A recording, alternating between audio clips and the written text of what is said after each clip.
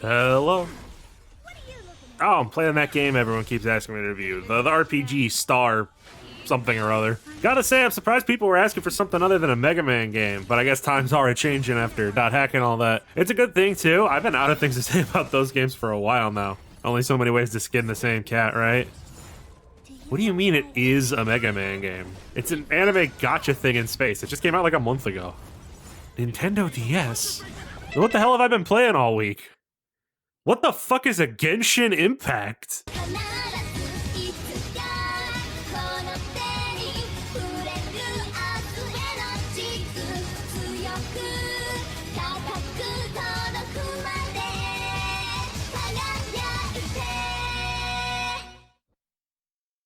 Mega Man Star Force. After market oversaturation and some boring piles of who cares, Capcom got cold feet on the Mega Man Battle Network franchise. Wanting to reclaim the hype before it had the chance to die completely, the series was shelved during its 6th entry in favor of a fresh start that would hopefully revitalize the brand. This did not work, but hey, that's not Star Force's fault. Maybe. Materials left over in the final game's files give us a little insight into how Star Force's early development went. There are remnants of 3D models for LAN and Mega Man.exe, accompanied by a few animations as well as 3D mock-ups of AC/DC Town and LAN's room. While it's most likely these were just tests to see what the crew could do with the DS, it's possible these tests were done to see if the game could be made in 3D at all. If that's the case, these trial runs did not work out, as the final game continues to be sprite-based just like the GBA games that came before. But all that effort didn't go to waste completely. The biggest change to the established Battle Network formula in Star Force is the combat, now taking place on a 3D grid with all enemies and Mega Man himself being fully modeled. But I'm moving a little too far ahead. Mega Man Star Force released for the Nintendo DS on August 7th, 2007. And say it with me, friends, barely a year after Battle Network 6. If you thought the time crunch affected the Battle Network games, you haven't seen anything yet. Star Force suffers from severe first game syndrome, and the short turnaround time most certainly had something to do with it. Star Force also launched with an, I'm going to be frank here, unacceptable 3 versions at once: Pegasus, Leo, and Dragon. As we'll dive into, Star Force doesn't contain enough unique options for a single game, let alone fucking 3. This was remedied by fans years later with the popular Star Force DX patch, which combines all 3 versions plus adds a ton of extra brand new content, alongside content that was originally Japan exclusive. I have played the DX patch, there's a playlist on my channel you can watch if you're curious, but that's not what we're doing today. I've said before that I don't like using fan patches and mods when it comes to making these videos. I want to see the game the way the developers intended for it to be experienced. You do not do this. If you want to play Star Force 1, there is literally no reason to not use the DX patch. It is a massive upgrade in every possible way. I might sound a little negative out of the gate, but I guess my point with all this preamble is that Mega Man Star Force has a harsh uphill struggle in front of it, and there are a lot of factors working against it right out of the gate. Can Star Force beat the odds and come out the other side as a new classic that stands on its own? Or will limited dev time, gameplay experimentation, and franchise fatigue hold back our new blue friend from reaching his potential?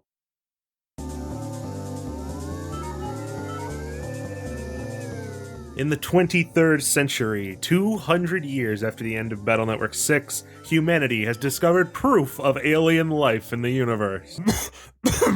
Battle Network 4.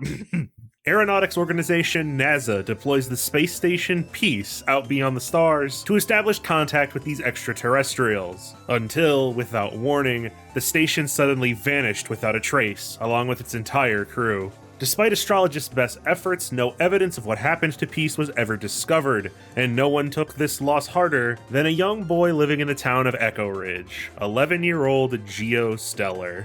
Geo's father, Kelvin Stelar, was one of the head researchers aboard the space station at the time of its disappearance, and even though 3 years have passed since then, Geo is still unable to move on, withdrawing from school and closing himself off from the world, only leaving his home to go out every night and watch the stars, waiting for the day his dad returns.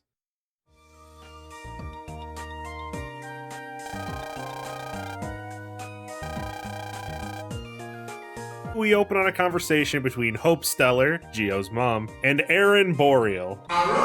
Aaron was a friend and colleague of Kelvin's who recently came across something that belonged to him and wanted to give it to the Stellars. With perfect timing, who should come trudging out of his room but Geo himself? Even his walking animation looks worn out and depressed. Aaron introduces himself to Geo, cause he somehow must have never met him, even though that seems very unlikely, and gives him the odd pair of glasses he found, a device called a visualizer. Geo is cheered up slightly to have something of his father's, but still heads out to Vista Point like usual to watch the sky. Before he leaves, though, Hope reminds him to turn on his Trancer, a phone-like contraption people wear on their wrists that have replaced PETs in modern times. You're not seeing things, it is a DS.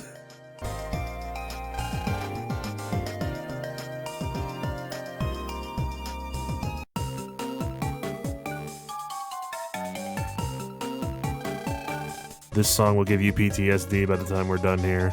Let's see, what fun collection of generic archetypes do we have here to replace male Dex and Yai? Looks like we've gone from joke rival, rich girl, and love interest, to dumb fat henchman, smug nerd, and bossy tsundere. Not really an upgrade or a downgrade, more of a lateral move. These three jabronis are Bud Bison, Zach Temple, and class president Luna Platts. Luna takes her presidential position quite seriously, and hates that Geo never shows up to school, making it her life's mission to convince him to return to class. Not out of a sense of altruism, more of a need for perfection and control. Geo is expectantly not very receptive to this. So to try and encourage him to go to school again, Luna reminds Geo of the importance of brother bands, something our sad boy possesses none of. Brother bands aren't a physical object, but are more of a metaphorical and technological link between two people. When two people become close to each other, they can use their trancers to become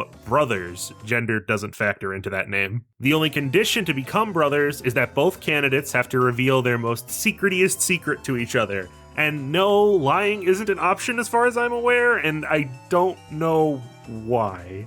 Brother bands are vital to modern society. People greatly value them, and nobody thought more highly of the concept than Geo's dad, Kelvin. He believed so strongly in brother bands that he went out into space to find alien civilizations to forge more brother bands with and bring peace to the universe. I'm happy that worked out for him. In terms of gameplay, brother bands can be formed between two players via wireless connection, requiring you, just like in the lore, to share your profile page and self-chosen secret with your potential brother.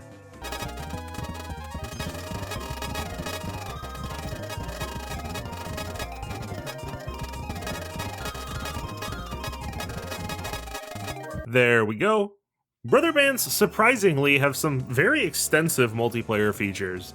Not just the expected battles and trading, but players can also receive some simple upgrades from each brother, like extra HP. There's also this bizarre best combo mechanic, where using attacks of a certain strength all in one turn will sometimes let your brothers use all of those attacks at once. You can use them yourself, but they're single use, and you have to pay for them, but the game doesn't really talk about it, and it can only even be activated by fighting extra post-game bosses anyway, so I wouldn't worry about it. I understand this brother stuff was likely a huge focus of the game, but as usual, I can't vouch for these multiplayer features myself because I didn't know anyone who played these sorts of games as a kid. To offset that, some of these features were available online as well, but since Nintendo Wi-Fi connection shut down years ago, have fun with that.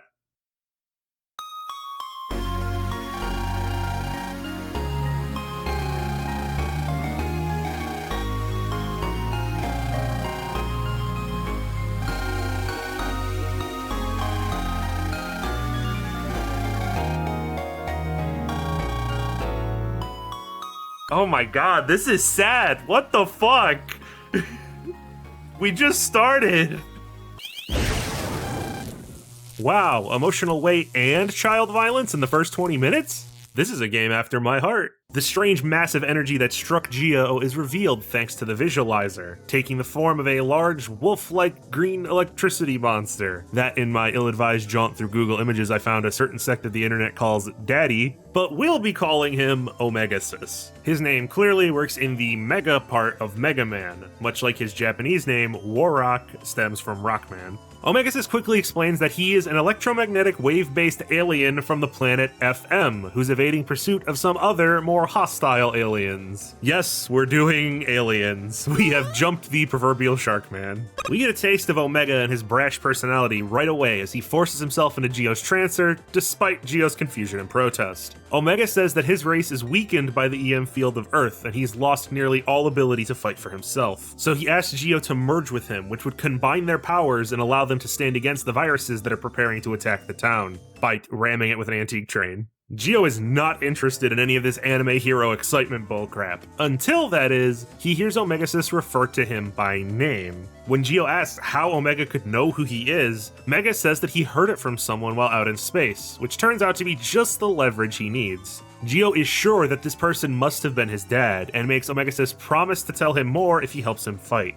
With their agreement sealed, Mega instructs Geo to find a wave hole, which is a tear in space where Geo should be able to pulse in to the wave world. Do we have enough vague sounding proper nouns for one cutscene?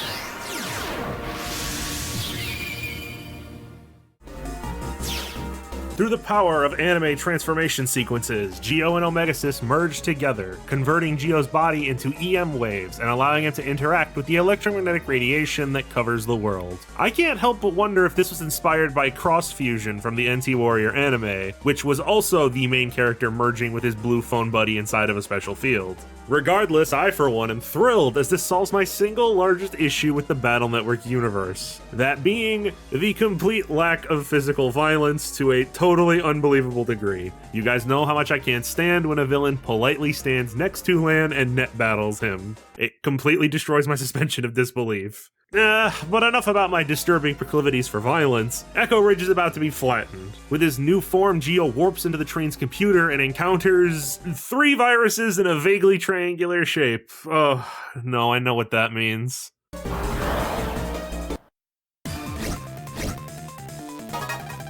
Oh, wait, right. This game is different. We actually need the tutorial. Okay, let's break this down then. Battling in Mega Man Star Force is significantly more action and reaction focused than in the previous series. Everything goes down on a 3D grid from a behind-the-back perspective, and despite the fact there are 5 rows of panels, Geo is only allowed to move left and right along the single back row. This gives you very little space to plan out or maneuver around attacks, but to compensate for this reduced mobility, Geo is given 2 new inherent abilities. The Mega Attack, which is triggered by pressing down, allows Geo to lock onto enemies that enter his line of sight, then quickly dash over to them for an instant before resetting back to his initial position. This skill will even adjust the range of certain attacks to be more optimal for the situation, such as reducing the throwing arc on bombs to the appropriate distance. To defend himself though, considering he ain't gonna be dodging anywhere, Geo also has a shield that he can pull up with Y. The shield will block or negate almost anything, and while it has a small cooldown, it can be used indefinitely. It doesn't break or anything like that. I hope you adjust to these 2 moves quickly because they aren't really optional either. The entire combat system is built around you using them constantly, and the game will be far more painful and tedious for you if you don't. But they aren't the only adjustments that have been made. In the Star Force era, people use battle cards to bust viruses rather than battle chips. Battle cards are technically more advanced as they aren't bound by codes, though the selection process has been slightly trimmed down to compensate. While you still build a folder of 30 cards, there are no more add functions or custom increases. You get 6 cards a turn and that's your lot. Since codes are absent, the game still needs a way to limit you, and it does this by only allowing you to pick pairs of cards that are on the same column, or cards that are the same. There are 2 ways to bypass this. First is by setting 1 of 6 cards as a favorite, which will turn it gray. These gray cards function like the asterisk code, and that they can be selected regardless of the selection rules. What row or column they're in doesn't matter. Second, cards with lower value or basic support effects like attack pluses and lesser healing cards are usually regulated to being a gray card by default. You can get even more cards during each turn by countering. While this used to double the damage of the next chip, now hitting an enemy just before they attack will pull a random card from your folder for you to use immediately. This, along with the 6 favorites, meaning a 30-year folder will probably be gray anyway, means there's really not much of a damper put on card selection. This new system, in actuality, allows you to use even more cards per turn. And that's, it. There's no program advances, no secret move inputs, no souls or styles, no alternate characters, and no Navi customizer. There is a single transformation that we'll dive into when it becomes available, but for the first half of the game, this is all you get.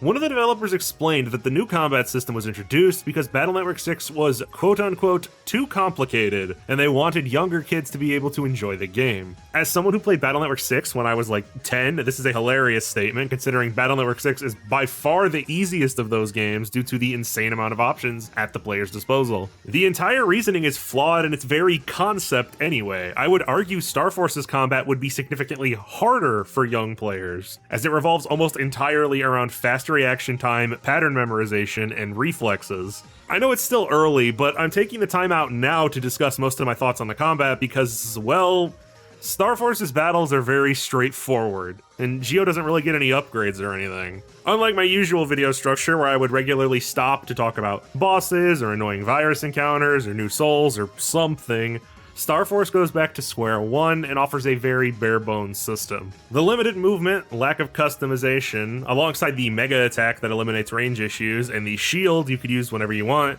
means no matter what your strategy is or how you build your folder, 90% of the time things always play out pretty much the same way. It's not about making different approaches, it's about practicing and getting really good at the same approach. To sum up, the wave battles are a fine new encounter type, but it doesn't really hold my interest for the entire 20-hour runtime. While there is possible depth here, the game is very easy until the final hour, and there's just not enough variety or extra stuff involved for me to personally say I love it or anything. The next morning, Geo wants to continue his usual sulking around, turning down Hope's suggestion to return to school. When Mega asks him why he's like this, Geo explains that he shuts himself inside because he's afraid of forming bonds with anyone, afraid that they'll disappear like his dad. Omegasus questions this mindset, but Geo snaps back that Omega could never understand what it's like to lose someone. Omega responds strangely, and then decides he isn't going to stand there and listen to this moping all day, so Omega insists on exploring the town, literally yanking Geo outside along with him. I already like the dynamic between these two.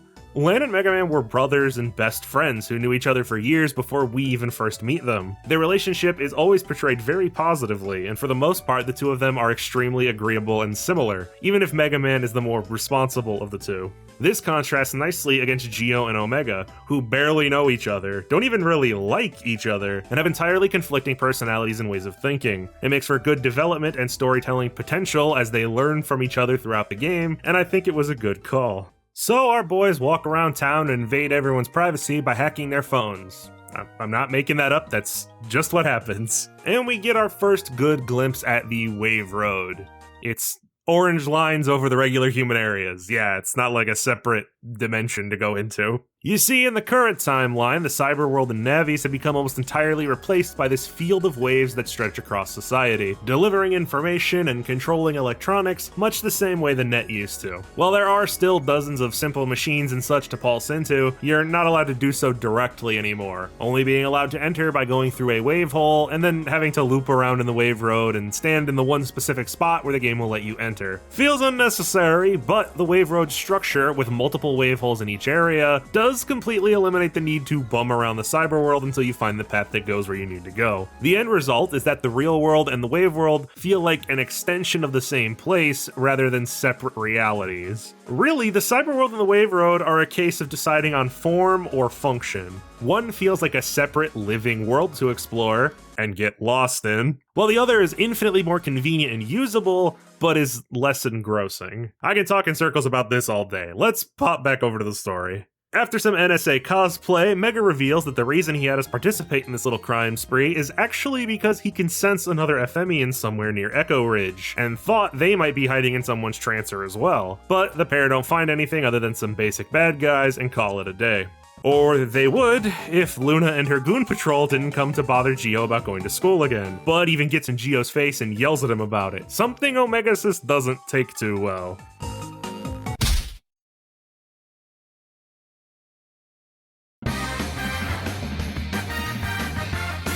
Luna is so severely embarrassed by Bud's ass kicking that she threatens to disown him if he doesn't shape up. Left alone and mulling over Luna's words, just like Geo, Bud is also approached by a stray Ephemian in response to his loneliness waves. Yes, the Ephemians are drawn to the despair of humans and take advantage of their fragile mental state to possess their bodies for their own means. And it looks like Taurus here is about to make Bud his new host, drawing him in by promising power that would impress Luna. We cut to a few days later. Before heading out for his nightly sky-staring contest, Geo and Omega catch a news report on TV about a string of vandalism at a bunch of different stores that sell, well, primarily red stuff. I see what they're going for here, but it doesn't make any sense because Taurus is a bull from space, but whatever. There are a lot of questions about the Ephemians' theming and their ties to Earth that are kind of explained in Star Force 2, but really the explanation in that game just makes it way worse. I am already done with this joke. Luna and her minions are out trying to find the culprit of all this destruction around town, and not wanting to get accidentally sucked into their Scooby-Doo bullshit, Geo apologizes to Bud for completely rocking him before heading back towards home. Bud has a reasoned and well-measured response to this. Now, intelligent little colonels that you are, you might be thinking, hey, there's no wave hole there. How did he do that? And to that I would respond, stop asking questions. The rules don't apply to bosses. If you get upset about the rules of EM waves now, the rest of the series is going to be really rough on you. Bud transforms and possesses the car so he can try to run Geo over. But Geo is so fucking fast that he can outrun a speeding truck for multiple blocks while having a conversation with Omegasus, before quickly ducking into the park to wave change. This puts our heroes above the street, but the car is moving too fast to hop down onto it. The always pragmatic Omegasus suggests using the Mega Buster to stop it, but Geo turns the idea down for being too dangerous. So instead, he pulls a parked car into the street and they T-bone that instead. A famously safe thing for cars to do.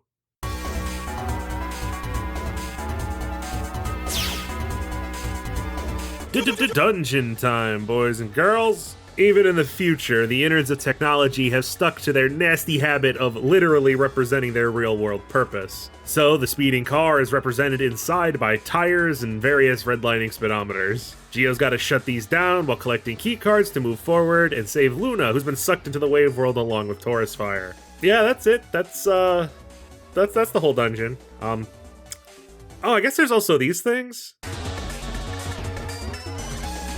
Fucking touch controls. To cross many of the gaps in this comp space, Geo has to tap into his inner America to balance on these mechanical bulls. It's a very basic minigame. Tap the arrows as they appear on screen, mess up 3 times, and bucked off. This is another area where the DX patch really shines. In that version, all touch controls are rendered optional, with button commands created for any touch-related tomfoolery. Now, I don't normally have a problem with the DS's touch controls, and on original hardware, these touchscreen gimmicks are perfectly fine. But when you're recording for your stupid YouTube channel with a completely legitimate Nintendo DS system, they can range from pretty annoying to, I spent an actual half hour trying to balance on this bull, somebody help me. Geo catches up with Bud, who's past the point of talking things out, while Taurus Fire reveals that there are 2 Saiyans with even higher power levels coming to, even if Omega defeats him, there are more Ephemians on their way to Earth to steal back the Andromeda Key from Omegasus. In the heat of the moment, this line is brushed past, but this Andromeda Key must be the reason Mega was on the run in the first place.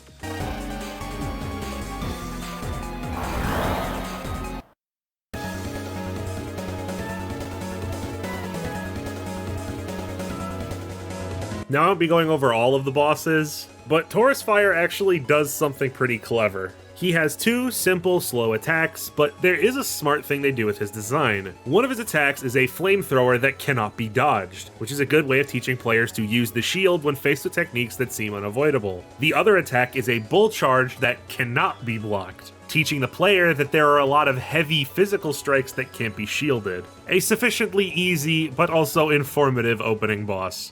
Taurus is banished from Bud's body, kind of. Later games complicate this. But for now, Big Boy is back to normal. With the offending Ephemian gone, everyone should return to the real world shortly.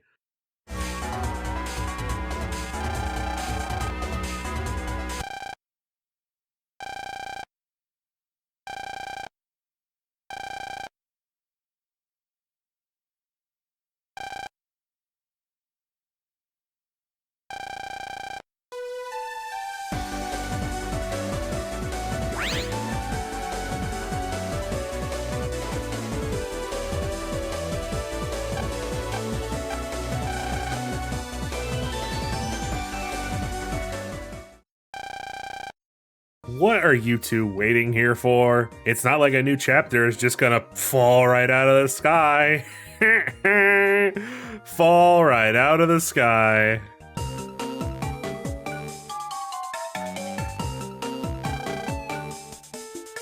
I'm willing to admit when I'm wrong. Untitled Gooseman testing out his wing pack thing here turns out to be Tom Dubious, a scientist who solves the question of what would happen if anxiety was a character designer. If you know the Mega Man RPG rules, unique standalone NPC indicates that this character will be a boss within the next 2 hours, but I promise you, you cannot predict the path we take to get to that point. We got some time to kill before we wander back into the sharp path of the narrative thrust, so let's check out a side quest available here in town that I think you'll appreciate. There's a doghouse outside of Bud's casa that functions as a hidden security system.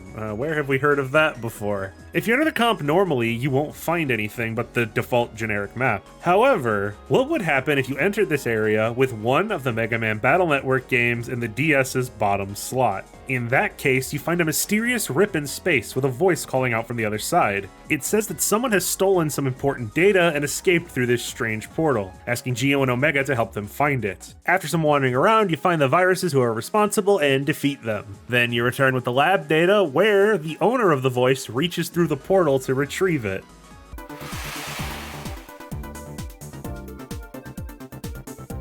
Email for you, Lan. Best for your brain to not think about if this is canon or not.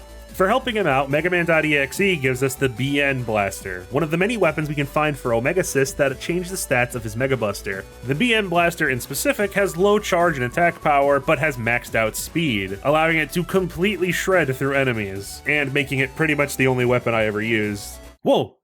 What was that? I think it was the narrative thrust. As a recurring trend I'm sure you'll notice, Geo is pulled aside on his way home, by Boreal this time, who's worried about Geo shutting himself inside all day, and invites him to visit his super fancy space lab over at Amakin, the Aerospace and Modern Astronomy Knowledge and Expansion Nexus. It's much simpler in Japanese, but props to the English translator for coming up with that insane acronym.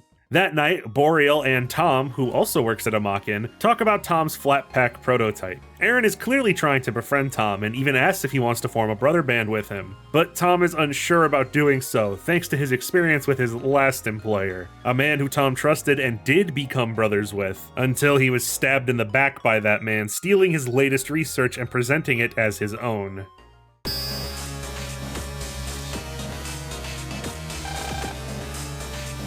Congratulations, you now know that there is a goose constellation. You can't unlearn that. It's called Cygnus, and when I finish laughing so hard that I can't breathe, we see the Joker Duck preaching to Tom about the ills of the populace, and offering his feathery hand in standing against this rotten society. The next morning, Geo reluctantly decides to accept Mr. Boreal's offer, not wanting to appear rude, and hops on a bus to Amakin. These bozos aside, Boreal gives a tour of the facility grounds. Amakin is a large outer space research institution constructed by Aaron Boreal after he left NASA following Kelvin's disappearance. This is also where Aaron's single largest character trait is set into stone: his inability to stop mentioning that Geo's dad is dead/missing. This is the single most consistent aspect of his appearances. If you see Aaron Boreal on screen, he will remind Geo Stelar that his dad is dead. While the kids tour Aaron's lab, they get to talking about one of Mr. Boreal's inventions, but we see a sussy Tom around the corner, who just barely catches what they're saying, and misinterprets it as Mr. Boreal taking credit for Tom's stupid wing flapper backpack. I give it a pass here because Tom is clearly having an anxiety attack and being egged on by evil space poultry. The last stop on the tour is the Hellvoid room that shouldn't exist. I mean, the space simulator. An anti-gravity vacuum chamber that replicates the environment of outer space. To his and the others' surprise, Geo starts enjoying himself a bit during the event, and even Aaron sneaking in another mention of his dead dad isn't enough to discourage our boy.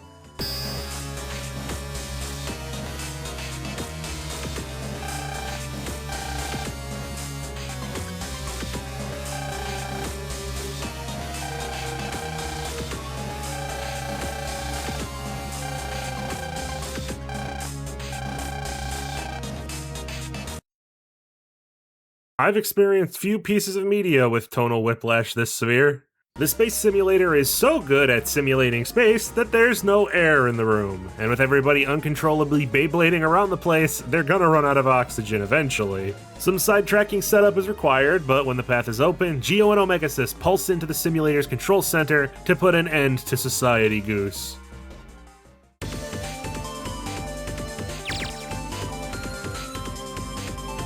I can't believe Capcom already blew their load on the shooting stars in the second level. Gotta work on that stamina, guys. I've said many a time that I like more active dungeon mechanics, so these patterns of falling stars flying at Geo are a good mix of not being too challenging for how early they appear in the game, and still keeping you on your toes, lest your HP be slowly whittled to nothing if you just try to rush through like I did. Not that this area frees you from the touchscreen, mind you, as each room is filled with Cygnus Wing's quacky lackeys. They are genuinely called that. You have to use the stylus to slide missiles up at them on the top screen by leading your shots Space Invaders style. I don't see why this couldn't have just been a button press by default, but you gotta shill those Nintendo gimmicks, I guess.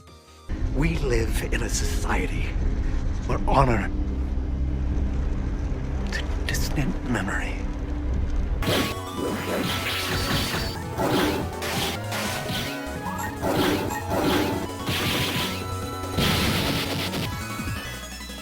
Well, darn it. We tried shooting him in the face and Cygnus Wing still hasn't changed his mind. That usually works. He just goes back to repeating that there's no such thing as trust in society. Aaron and the kids try to convince Tom that he's fallen for the basic misunderstanding cliche, but he refuses to listen, until he comes up with a test. If Boreal honestly trusts him, he'll remove his helmet. Dubious claims that he secretly filled the simulation chamber with air the previous night, and if Aaron really means what he says about friendship and trust, he should take off his suit. But of course, since betrayal is the essence of society, Tom knows he won't.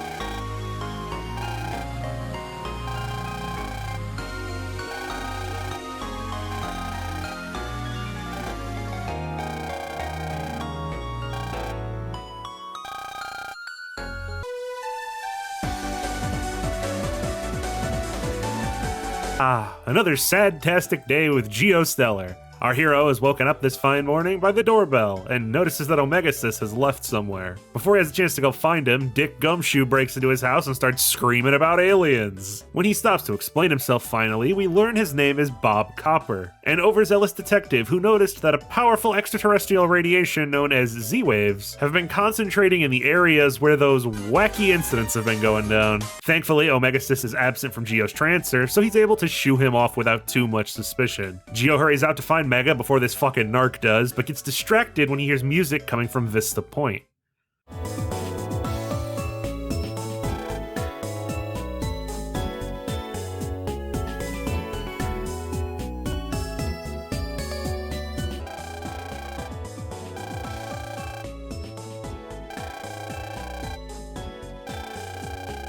Oh, her mom is dead. Oh no. No, no, no, no, no. You think she'll be my bro? We could be dead parent bros. The pink-haired girl walks off back towards town, and Geo attempts to follow suit, but again, Geo Stelar cannot walk home. It is against the law, quite literally this time. The Fuzz is out around town tracking Z-Waves, and since Omega has suddenly returned to Geo after his encounter with that girl, Copper will definitely notice them. If only there was some way to... Ooh, what's this doing here?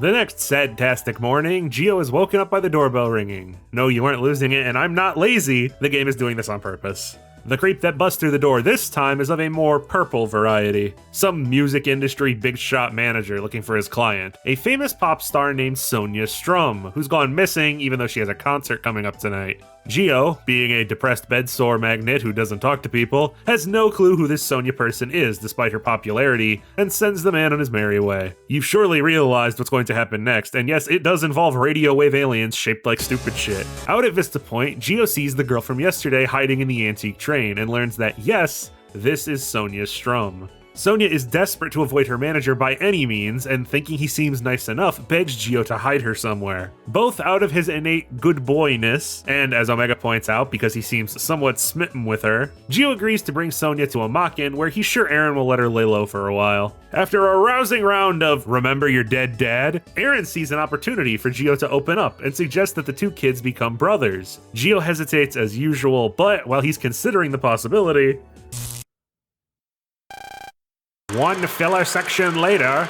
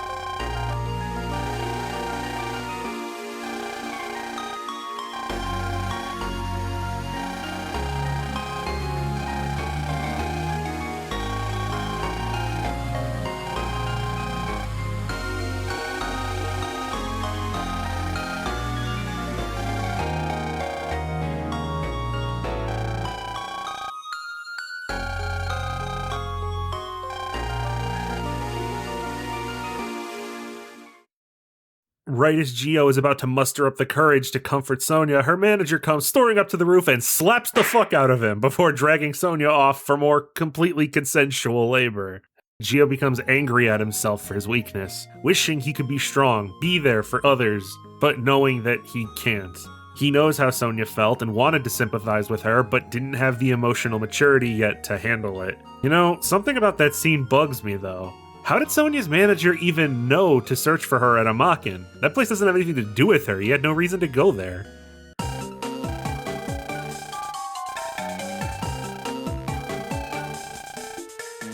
I knew it. I knew there was a reason I fucking hated you, you punk-ass snitch.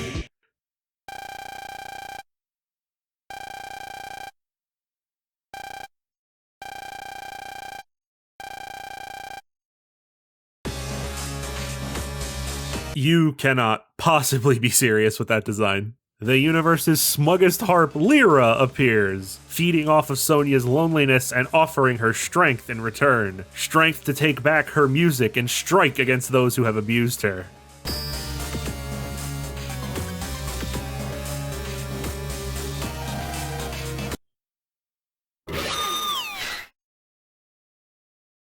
Yes, murder, finally! So, Sonya's waveform is called Harp Note in both English and Japanese, which is only notable because that means she doesn't follow the naming convention of every other wave-changed character. Her name should be Lyra Note, right? Well, probably. Lyra's name is Harp in Japanese, they just didn't change Harp Note to compensate for the different constellation name. In a rare win for 2000's children's show English dubs, the American version of the Star Force anime actually fixed this mistake and calls her Lyra Note, but they changed Sonya's last name to Sky, so I guess they had to balance things out and fuck up somewhere. Enough translation history for now though, let's go see what Geo's up to. This is the best day ever. As you can see, Sonya is lashing out at everyone in town, which may be a clever contrast to Geo's seclusion in response to trauma, showing that both ignoring society and lashing out at society are incorrect methods of dealing with emotional distress. Or maybe I'm looking too deep into it, who knows. Despite being one of the most fleshed out boss characters and a main character going forward, Sonya wasn't good enough to get her own dungeon for whatever reason. You just go along the wave roads of Echo Ridge and Amaken again. Made more confusing when you learn that she still has a dungeon minigame. It's kinda like the bull levels where you have to press directional arrows, only now you use said arrows to fire at the notes zooming towards you. Slightly disappointed this isn't a rhythm game. Or perhaps I'm grateful because my stylus makes this supremely irritating, and this is coming from someone who spent a year of his life life playing Os in high school. But to repeat myself, I'm not holding this against the game. It's not the game's fault that nobody makes fucking DS capture cards anymore and I have to use a mouse. You come here thinking Geo's gonna talk to Sonya, but that conversation is overshadowed by Lyra and Omegasis and their rocky history with each other. Something about the FM King and oh shit, the fight's starting!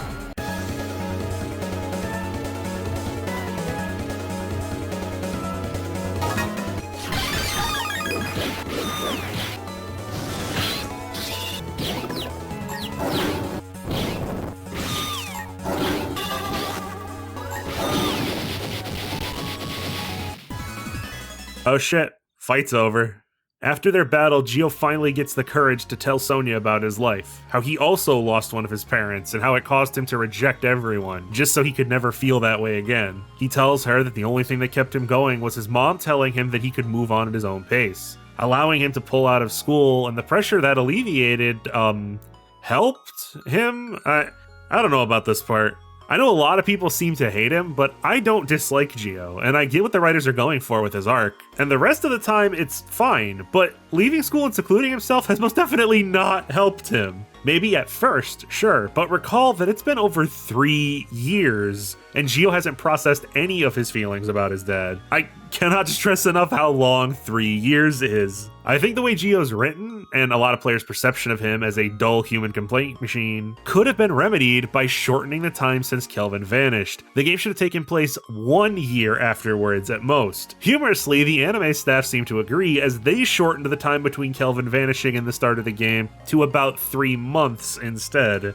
Armchair psychiatry aside, I understand why this bit was put here though. This take as much time as you need advice does apply to Sonya's situation, as she's a public figure who, thanks to Geo's advice, decides to withdraw from her pop star life for a time and focus on herself until she's ready to play her music again. For herself and her mother this time, instead of some shitty suit. All in all, Geo and Sonya come out from this episode feeling a little more understood and a little less lonely in the world.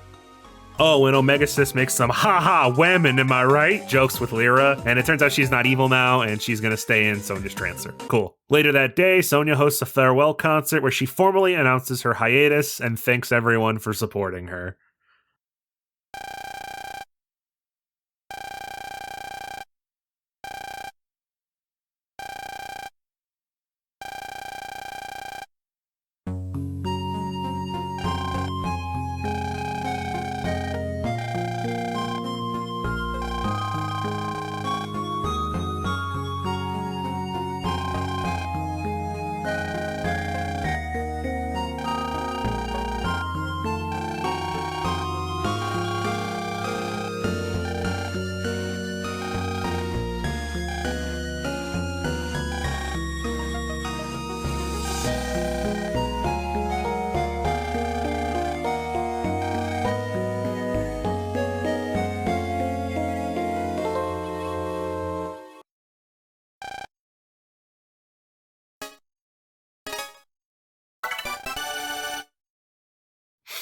So proud of my boy. With Sonya as Geo's first brother, we now have the extra abilities of Undershirt, which prevents us from being killed as long as we have more than 1 HP, and First Barrier, which gives us a barrier that can tank a single hit at the start of each battle. Yes, these are just basic Navi Gust abilities, thank you for noticing. Now you might be thinking to yourself, well, Geo's arc is almost completed, we're probably nearing the end soon, right? Oh. Oh, you poor fool, how wrong you would be. We're not even halfway done. When Geo formed his brother band with Sonya, his marketable shooting star logo-shaped pendant began to glow for a brief moment. And since said pendant came from his dad, Geo decides to ask Hope what the heck just happened. She doesn't know. So we go to see Aaron instead, and I want you to know that this isn't anywhere near as endearing as you think it is. Geo drops the hottest diss of 2007 and then proceeds to explain said diss in vivid detail right to Luna's face, because he thinks she's too stupid to get it. In a final push to force Geo into school, Luna guilt trips the poor boy, mentioning their class's special upcoming performance, a play headed by Luna in which she casts Geo in an absolutely vital role. Wanting to shut them up, Geo acquiesces and follows the obnoxious trio into the school, only to immediately bump into Mitch Shepard, Geo's would-be teacher if he ever, showed up. Mr. Shepard is so kind and understanding that it is almost disturbing, and I was waiting for him to turn out to be a secret asshole, but no. He's just a man of principle who cares not only for educating his students, but teaching them how to be good, functional members of society. Geo gets corralled over to the gym to see the set for the play, and oh no, this looks familiar. Turns out Luna wrote her play based on her memories of being saved by Mega Man, going on and on about how Mega Man is a true hero who will always save those in need. We don't really get a chance to dig into all that right now, as a stage light suddenly falls and nearly crushes Geo. Putting on his visualizer, Geo and Omega spot an EM being who dropped the light, and chase after it, catching up to find it's a sinister-looking EM being known as a jammer, EM virus-like creatures who form by forcibly taking over humans' bodies. We never see what happens to these people, other than a throwaway line where Omega just says they'll be fine, so hopefully we haven't murdered anybody without noticing. He's got 800 HP, but that still shouldn't be a We're doing this thing. Okay.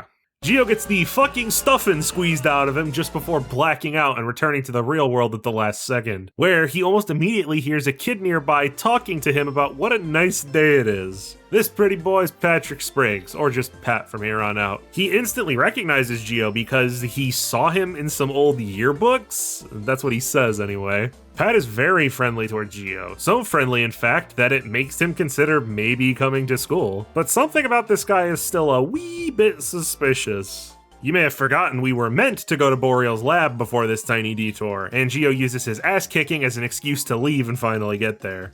He doesn't know what the pendant does either. Mr. Boreal takes the whole thing apart, and after some examination, determines that the necklace is a transmitter, one that reacts to brother bands of all things by sending a signal to somewhere. Excited that the pendant might be contacting his dad, Geo heads to the roof of a Makin to get a better signal, where it starts glowing again.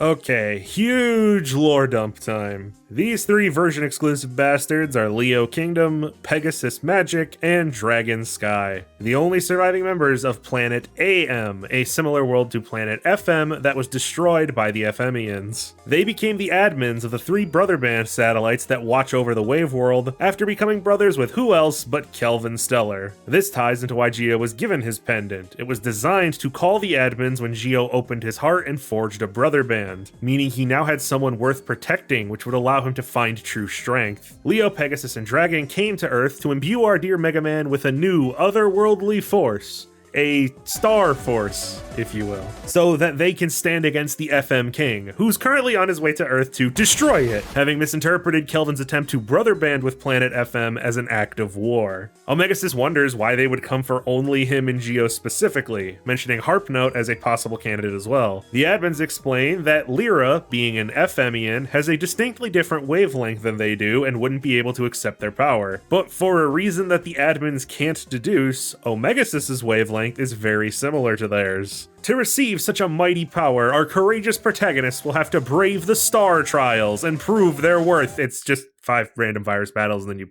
you beat up the horse. For being an almighty being, he fights exclusively with a simple 2-attack pattern he endlessly loops. What gives?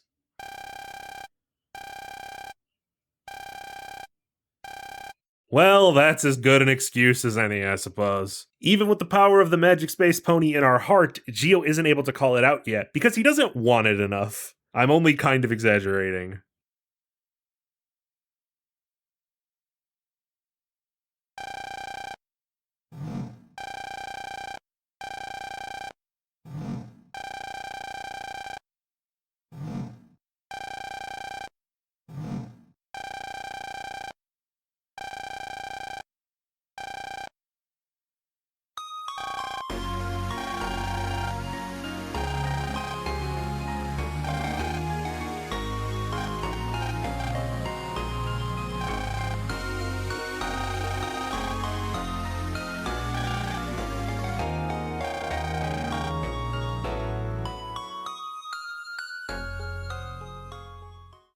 Oh, thank God, finally. I've got to be honest though, Geo could be a huge complainer and certainly frustrating at times, but I think it does pay off. I genuinely love this scene and the real sense of catharsis it gave me that had been built up all this time. The build-up could have been a little bit shorter, but still good in the end. So yes, Geo at last returns to school proper, and it turns out to be not as bad as he thought. His classmates are nice to him, and Mr. Shepar is a great teacher, which means something's about to go wrong. Before leaving for the day, Luna gathers everyone for theater practice, featuring Bud as the Cowman and Pat as Mega Man.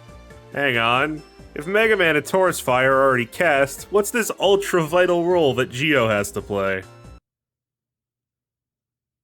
See, this is why I'm picking Sonia over you. That night at the school, Mr. Shepar is called into the principal's office, where he's reamed out for trying to teach the kids the importance of bonds, and that there's more to life than studying. You know, loser shit. The principal insists that he stick strictly to the curriculum and use the newly created Study Wave machine to raise the students' grades, which in turn means they can raise tuition and make more money. Turns out the real villain of Mega Man Star Force is our underfunded education system. Shepard is conflicted, as he doesn't want to treat his students like livestock, but he also has 7 goddamn kids he needs to take care of, so he can't risk losing his job. And in the game with Wi-Fi aliens, raising 7 kids on a teacher's salary is the least believable part so far. As he tries to find a way to balance his ideals with reality, a giant scale pops down from the sky. This is Libra, and he solves the dilemma by telling Shepar that the realities of his job far outweigh his lofty idealism. Which doesn't sound like balance to me, but thanks.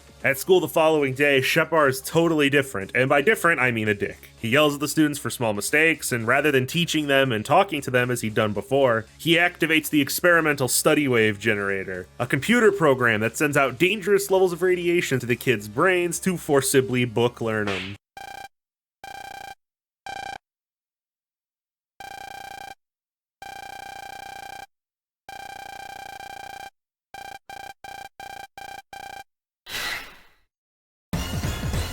Okay, listen, Star Force. You shouldn't be playing favorites. It's not fair. Sonia's FMEN is also an inanimate object, but she didn't turn into a fucking liar with a face. What the hell is this? Thankfully, Geo is saved from the trance by Pegasus, and Pat is just not affected by the waves at all.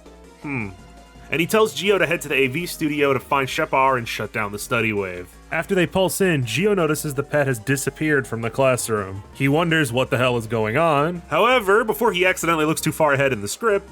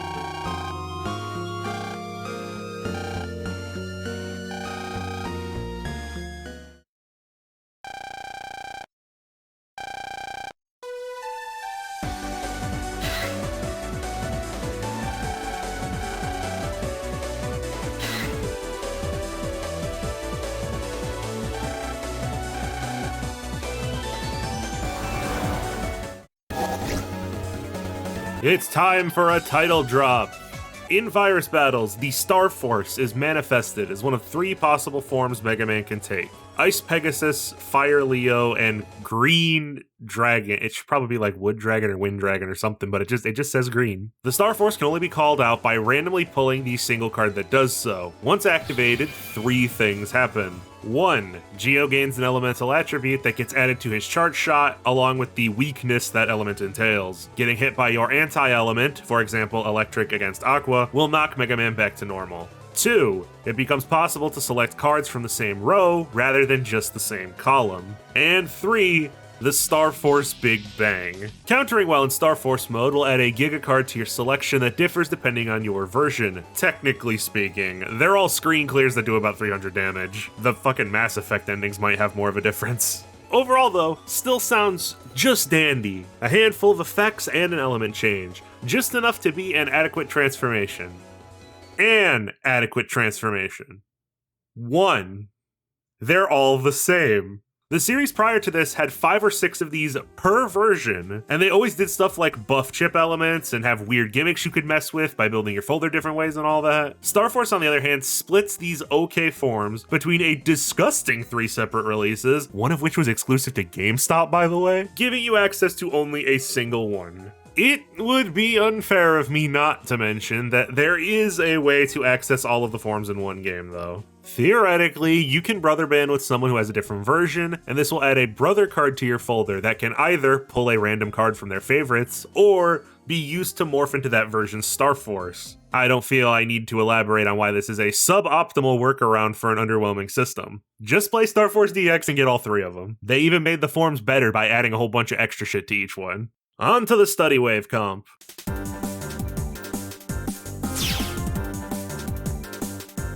Oh damn. That's a certified hood classic. It reminds me a lot of Powerful Enemy, my favorite track from Double Team DS. It even seems to be in the same sound font.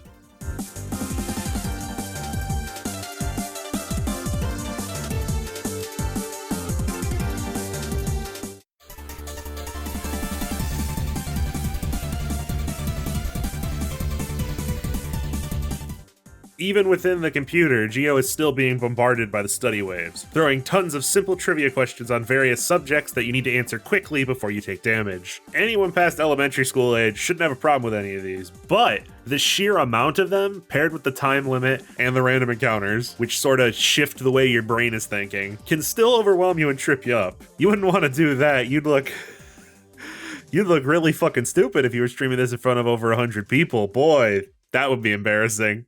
Geo beats up Libra Scales, Teach realizes that he's gone too far, and the kids all still rally around Mr. Shepard, trusting that he never would have acted like this unless something was very wrong. The students all petition for Shepard to be allowed to keep his job despite the mess he caused, and the school is returned to normal in time for the performance of Luna's play. At least it should be. It looks like Pat disappeared during the Libra attack and hasn't been seen since, so now there's nobody to be Mega Man. Oh no! Whoever could take up the role?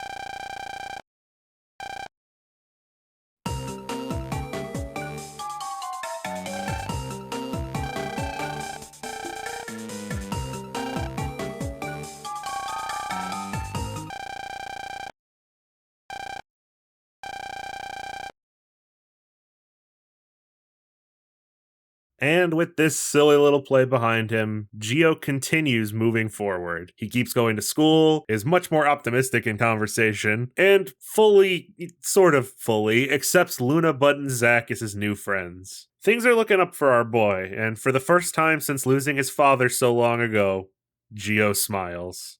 But only on his dialogue portrait. I ain't redrawing that fucking profile picture. About a week after the incident with Libra Scales, we see Geo's pals coming to pick him up for school when a filler arc breaks out.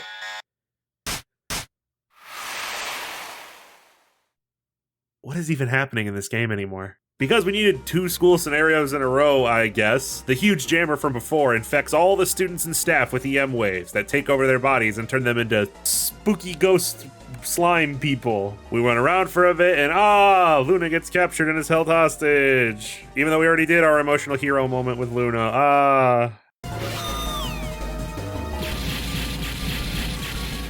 Sonya, you're a genius. Man, if only I had an easily accessible projectile weapon.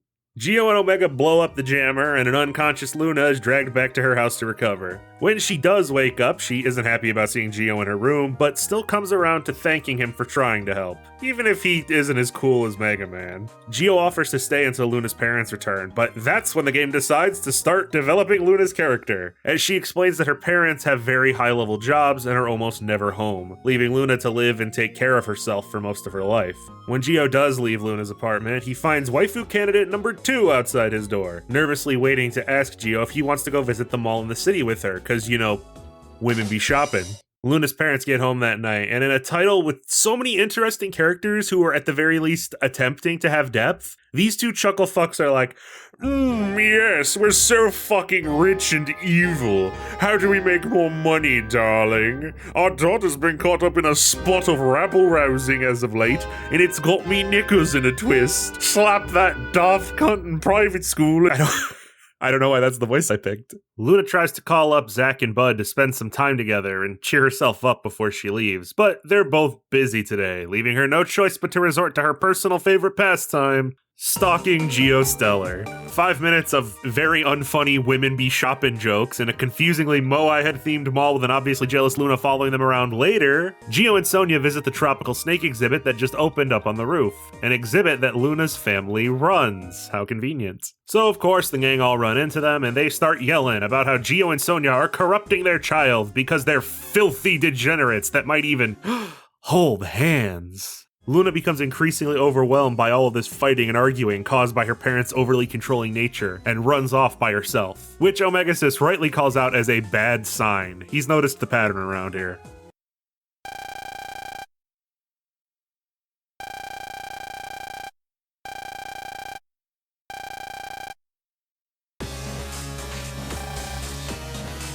Oh, come on, that's not even a word. You're just trying to make me look stupid now. The charming snake charmer lady is Ophiucha, and just like all the other Ephemians, she tempts Luna with the promise of making her parents accept her choices and understand her pain. Oh boy, I wonder how she's going to do that. Maybe sit down and have a nice chat with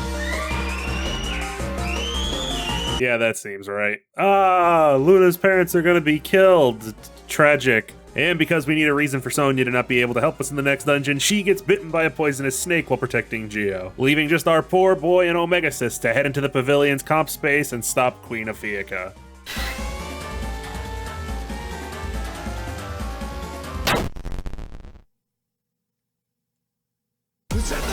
God damn it, Luna, stop trying to kill you. Wait, why do I care? Actually, go ahead. With Queen Ophiucha defeated, the comp space begins to collapse on itself, and Luna glomps onto Geo before he has a chance to pulse out, meaning that when they return to the real world...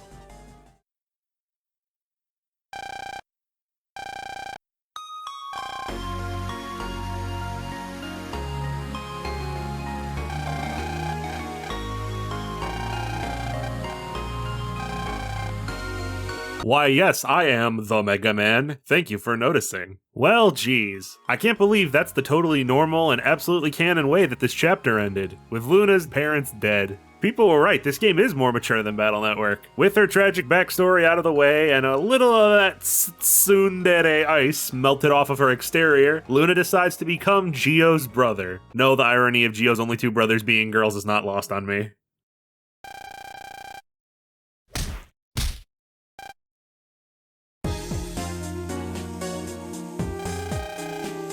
Our penultimate chapter begins late at night, with Pat beating the crap out of some guy on the street. What, you feeling alright, buddy? I didn't skip anything either. It's this abrupt. This just happens. Fittingly, this chapter begins with Geo going to hang out with Pat the next day, at Pat's insistence, where the green-haired little weirdo brings Geo to a place called Dream Island.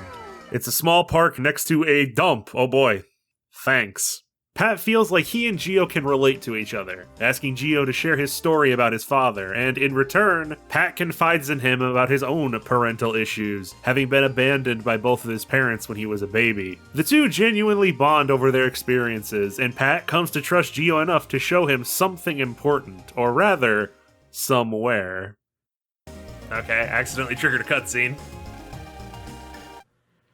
Oh my fucking...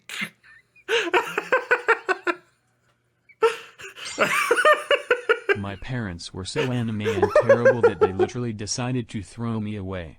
It's as hilariously petty and cartoonishly evil as it is tragic. In the fucking trash! Where you fucking belong. Two different people at the same time said they could have at least recycled him. So So, in a reversal of his old behavior, Geo ends up asking Pat if he wants to be brothers. But you might recall that to forge a brother band with someone forces you to share your deepest secret with them, and that just isn't something Pat can do. He asks Geo to give him a day to think about it before the two part ways. Then it's finally twist time. What's Pat's deal? Well, Pat's body is actually occupied by two different personalities. His usual self, and an angry murderous jerkweed named Ray, who was born from the trauma of the abandonment that he endured. Gotta love the everyone with DID is a violent psychopath trope. Pat earnestly wants to be brothers with Geo, but Ray is vehemently against the idea of bonding with anyone. Until he isn't, for some reason, and tells Pat to go right ahead. Perfect, this can't possibly backfire. The following morning, an uncharacteristically plucky Geo gets up and receives a call from Pat, who's accepted his offer to be brothers. Before he excitedly skips out the door, Omega stops for a moment to point out just how happy Geo has been lately. How he's completely turned himself around and feels so much safer trusting people, and you're not stupid, you know where this is going.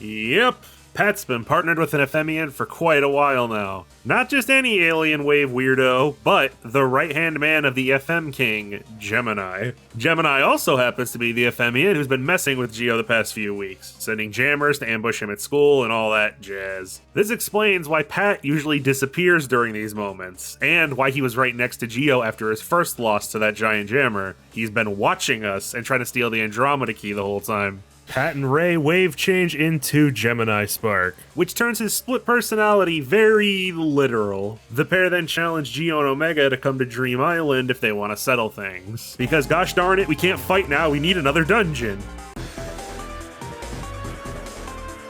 You have no idea how fitting this garbage theme is. To make a path forward through all this trash, we're gonna need help from some Hurts, these cute little Wave World fellas. But tragically, they've all been buried beneath the endless garbage. You tap the screen. A lot. That's it. To find the lost Hurts, you need to be constantly tapping around the screen until this detector flashes red, indicating an item is on that spot. Some of these are Hurts, but a lot of them are also mystery data, and there's no way to tell the difference, so in practice, you'll have to explore and touch every inch of every room to progress. Later rooms will offer a hint about what kind of thing each Hurts is interested in, pointing you towards which areas to look in, but telling me the Hurts likes music doesn't really tell me anything until I've already seen something musical. And anyway, like I said, there's also blue mystery data here, which could hold valuable items like HP memory, so I'll be tapping away as I walk along looking for that spot. Anyway, in what I suppose is technically a positive, this is the only bad dungeon in the game, because it isn't a dungeon. It's a touchscreen gimmick. Thankfully, this awful area is held up by its boss fight against Gemini Spark. These two are easily the most interesting boss in the game, and a fun spin on the boss that has obnoxious shit all over the field thing that these games love, because now that obnoxious shit is another boss. While both Pat and Ray come at you with a single health counter, only Ray takes real damage. Pat can only be briefly stunned, and hitting him won't reduce their HP, meaning you have to be very careful about where and when you attack if you don't want to waste your strongest cards on what amounts to a punching bag. This fight really makes me wish the Mega Man RPGs did more multi-boss battles like this. Gemini is defeated by Geo, and Ray is subdued for the time being. But that still doesn't change Pat's decision. He truly hates the world and wants revenge on everyone for what happened to him, explaining to Geo that this hatred and trauma prevents him from understanding people and ever getting close to them, before telling him it would be best if they never met again and walking off, leaving Geo stunned and alone.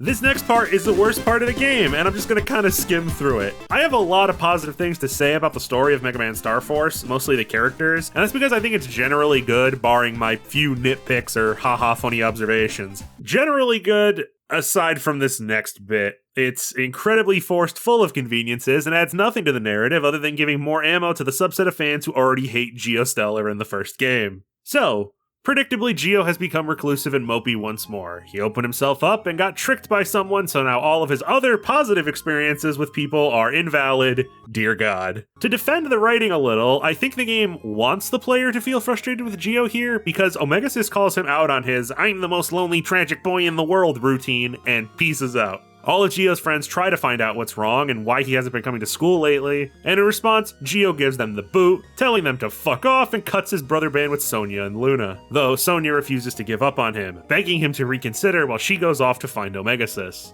The following day, Geo receives an email from Aaron regarding a little something, not a big deal, just the fact that the space station his dad was on is now coated in a giant ball of Z-waves and is being piloted by the FM King, and he's gonna kill everyone and turn them into waves to feed to his giant space robot Andromeda. So, nothing big. The station's proximity to Earth is causing such huge concentrations of radiation that the wave whirl is visible to normal humans. Geo goes to check on his mom, gets the taste knocked out of his mouth, and is then saved by the 3 magical Lemmywinks ghosts, who tell Geo to go off and find Omega because they're like friends and junk and need to stop the apocalypse together. I knew this chapter would end up in the garbage. Y'all started the obligatory boss rush without me?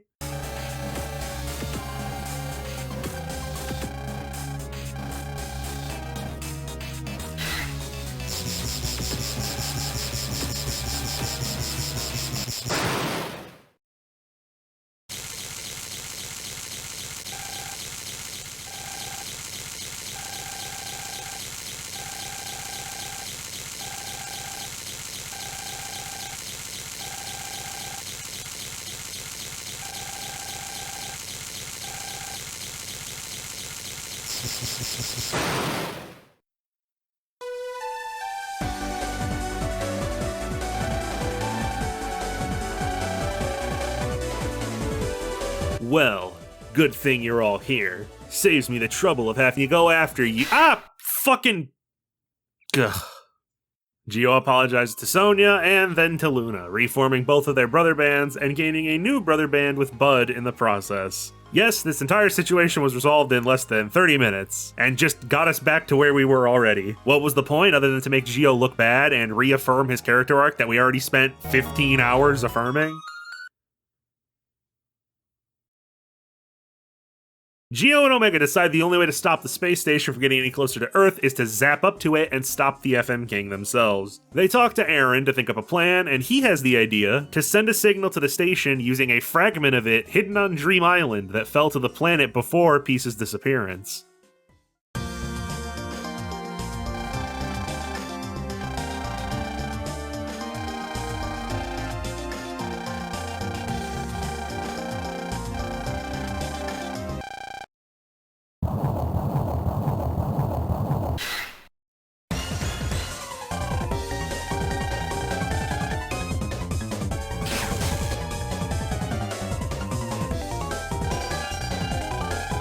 Oh no, Geo can't wave change in front of Gemini. It'll leave him wide open because we're disregarding the scene from a half hour ago where he merged with Omegasis in a split second to block an attack from Gemini.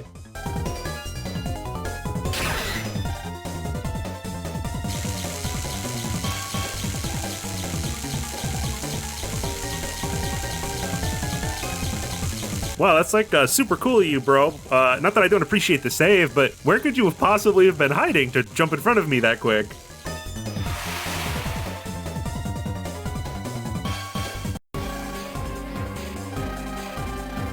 Oh, so the FMians could just turn into human form anyway now. Okay, did the good writers just fucking quit for the entire final chapter so the remaining staff just had to make shit up? It was the best of Mega Man. It was the blurst of Mega Man. You stupid monkey! Just get out of my way so I can get shot into space already. I know I said this boss was good, but we just fought him like an hour ago.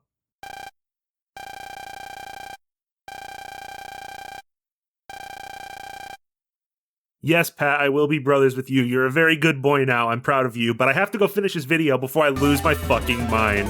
After saying their goodbyes, Geo and Omega are sent off to Peace, which thanks to protagonist luck still has functioning life support systems after 3 years. You can see clothes and documents strewn around the premises, something to remember for later. Some of the areas of the space station are on a very strict lockdown, being held shut by the resurrected Femians. And to deal with them, we'll need to pulse in and handle things more directly.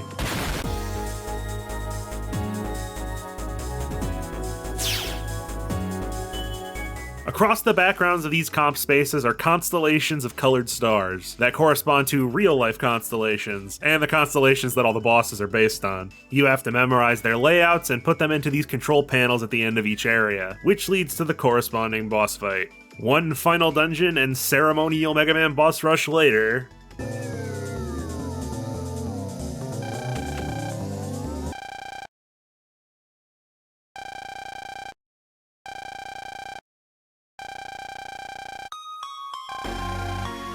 It's been so long that you might have forgotten, but back when they first met, Omegasus told Geo that he knew what happened to his dad. This sort of falls by the wayside after like chapter 2, and you could even assume Omegasus was lying. It's never really mentioned again, until now. Omega tells Geo the story of what happened 3 years ago. The Ephemians attacked this space station and sentenced all of the humans to death. But before their execution, Kelvin, being someone who deeply believes in bonds and cooperation, tried to get to know the prison guard Omegasus, who was already secretly against the FM King at this point anyway. When the day of their judgment arrived, Kelvin begged for Mega to turn him and the other researchers into wave beings, intending to use a signal from his transfer to Geo's as a guide back to Earth. Having been worn down by Kelvin's kindness, Omegasus agrees to help them, but the whole group is blown apart by the pursuing Ephemians, scattering Kelvin and the others' waves into space, and leaving a wounded Mega no choice but to follow the transfer signal to Earth. 3 years later, and...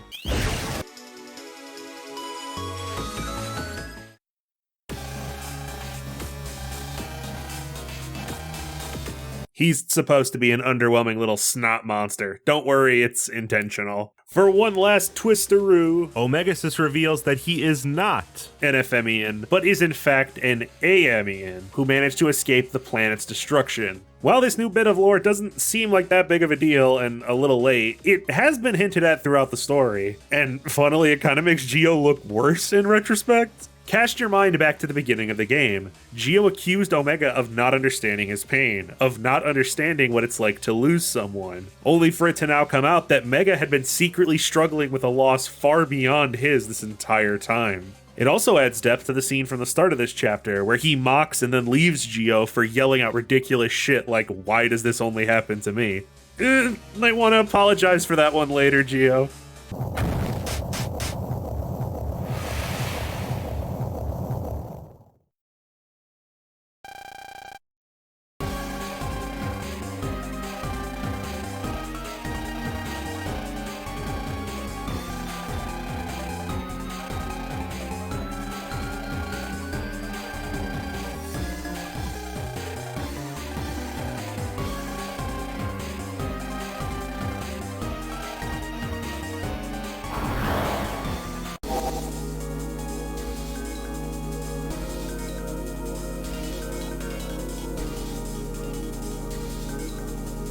Andromeda participates in the time-honored RPG tradition of having a final boss that requires you to play in an entirely different way than every other prior encounter in the game. And I think that's a good thing here. If you could just spam the Mega Attack and Shield like every other enemy in the game, I would be disappointed.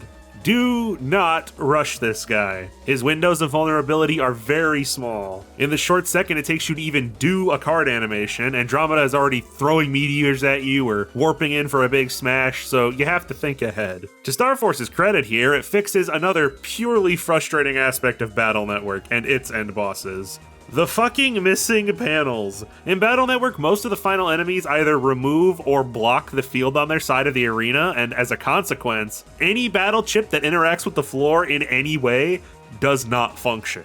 In a practical sense, this causes half of the chips in the game to amount to empty folder slots. Andromeda, on the other hand, does float around in space, but the game still acts as though those invisible panels exist. Thank you for that one, Capcom. But then fuck you, I take my praise back, because...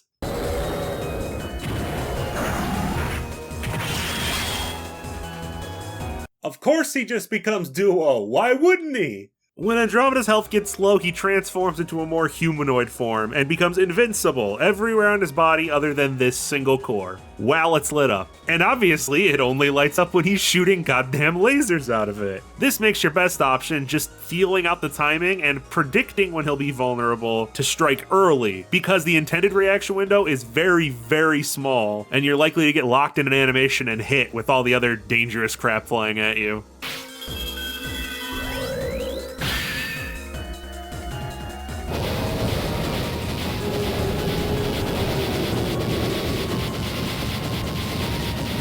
Final Mega Buster friendship laser thing, go!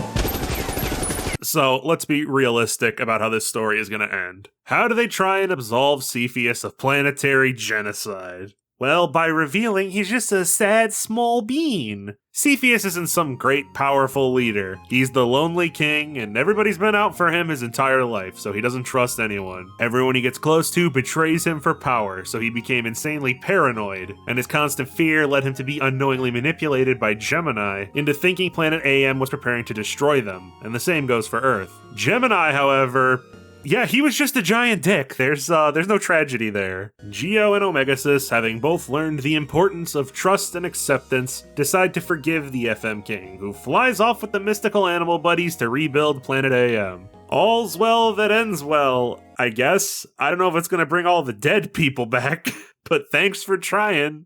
Our duo prepare to beam back down to Earth, but the space station suddenly starts breaking apart. I assume a result of the battle with Andromeda. As pieces fly off, Geo and Omega become blocked off from re-entering the Wave World, leaving them only with the option of using the station's escape pod. A fine plan, until they are soon blown off course, leaving the two floating in space for quite some time.